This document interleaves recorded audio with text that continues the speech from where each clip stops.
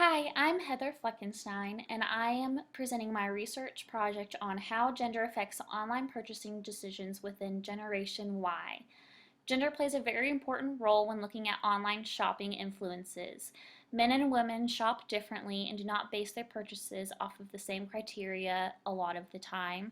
Men and women have different expectations, wants, and needs with products, and because of this, have different methods of obtaining these products.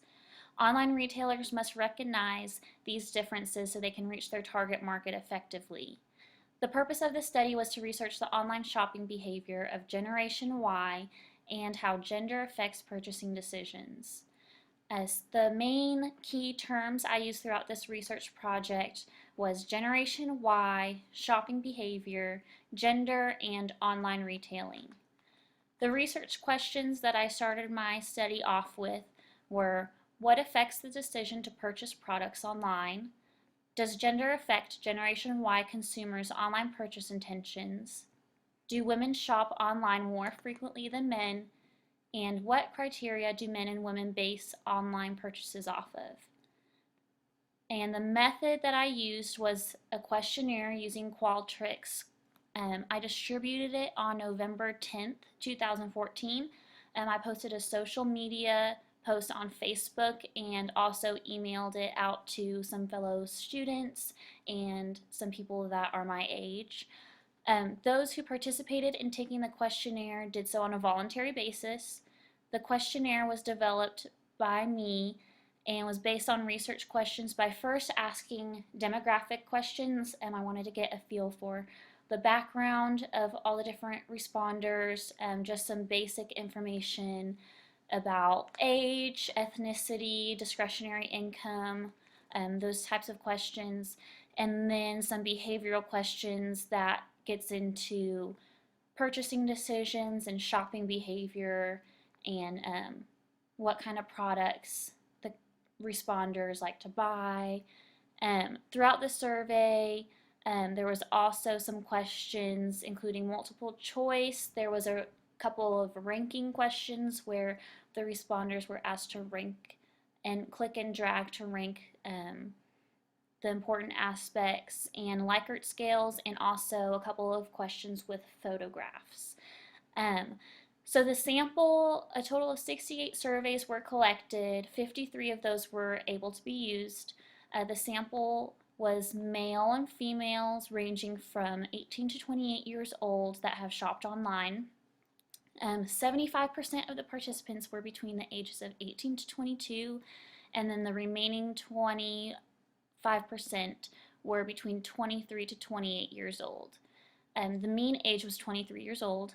The prominent ethnicity was Caucasian / white at 85%, followed by Latino at 8%, African American at 6%, and other at 2%.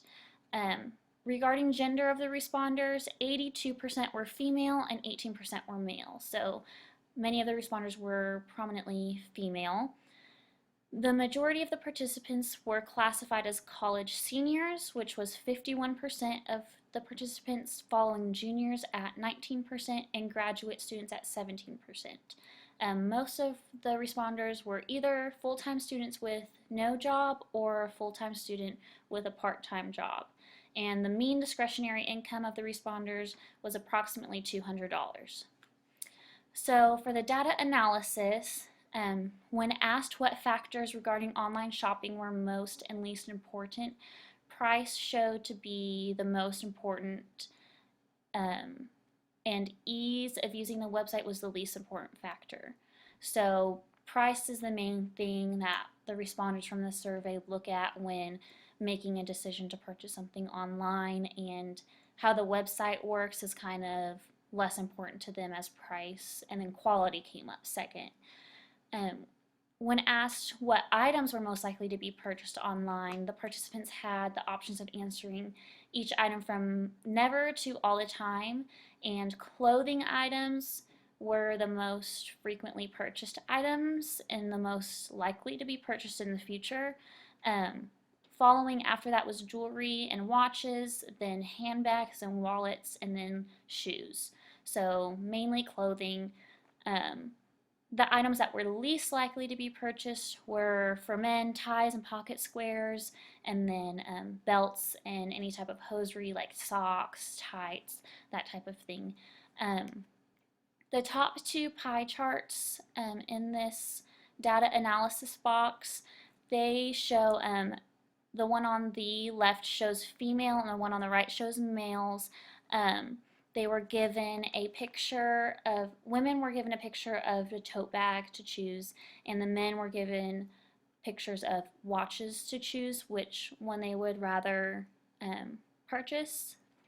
So the females, they were given a Kate Spade tote, which was $298, a Michael Kors tote, which was $98, a Tory Burch tote for $495, and a Nine West tote for $55.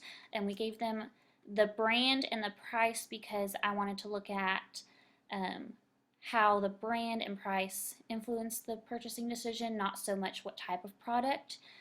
So 46% of the female responders chose the Kate Spade tote.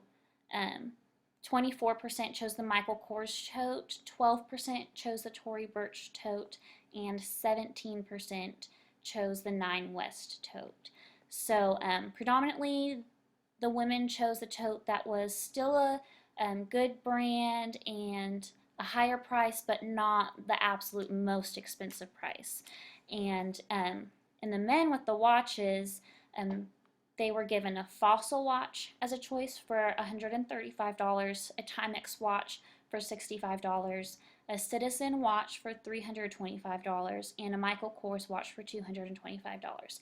And just like the females, the biggest amount of males chose the Michael Kors watch for $225 because this wasn't the very most expensive product, but it was still a good quality watch and still one of the more expensive watches. So 44% chose the Michael Kors watch, and then 22% chose Fossil and Citizen watches, and then the remaining 11% chose a Timex watch.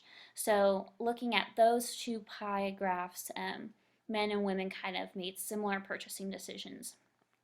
The bottom two pie charts show the preferred product type for purchasing online.